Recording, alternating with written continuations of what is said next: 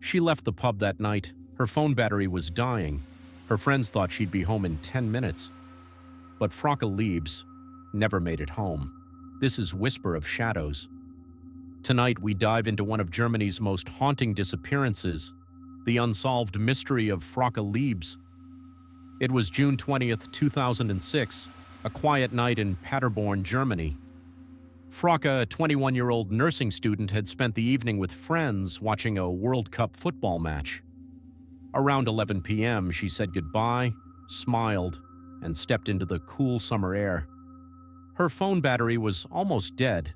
She had no cash for a taxi, so she decided to walk home, a short distance she knew by heart. But somewhere between that pub and her apartment, Frauke vanished. Later that night, her roommate received a text message. It said, "I'll be home later." Nothing strange, just a normal message, but Frauke never came home. The next evening, another text arrived. "Don't worry, I'm coming home," and then nothing. Over the next few days, her phone rang several times. Each time her voice sounded calm, almost rehearsed. She said she was fine. She said she would come home soon. But every call ended too quickly to trace. One call stood out. It was June 27th. Her roommate, Chris, picked up. Frauke's voice was faint, distant, as if she were reading from a script. She said, "I can't say where I am, but I'm alive." In the background, there were faint noises, cars maybe, or the wind. Before hanging up, she whispered, "See you soon." That was the last time anyone ever heard her voice. Police began a massive search. Posters filled the city.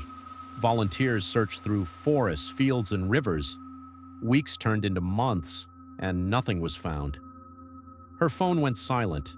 No bank activity, no witnesses. It was as if she had simply disappeared. 9 months later, October 4th, 2006, a hunter found human remains in a wooded area near Lichtenau, about 20 kilometers from where Frauke had vanished. The remains were skeletal. Her clothing was still recognizable. Forensics confirmed it was Frauke, but the cause of death, unknown. No weapon, no evidence of violence, just bones and silence. Who killed Frauke Liebs? No one knows. Some believe she was kidnapped and held alive for days, maybe even weeks, forced to make those phone calls. Others think she trusted someone she knew, someone who wanted control, someone who didn't want her to leave. There are theories of obsession, of manipulation, and of a predator hiding in plain sight. But there's no DNA, no fingerprints, no witnesses, only darkness. Frauke's case remains open to this day. Her family still waits for answers. And somewhere out there, the person who knows what happened to her is still silent.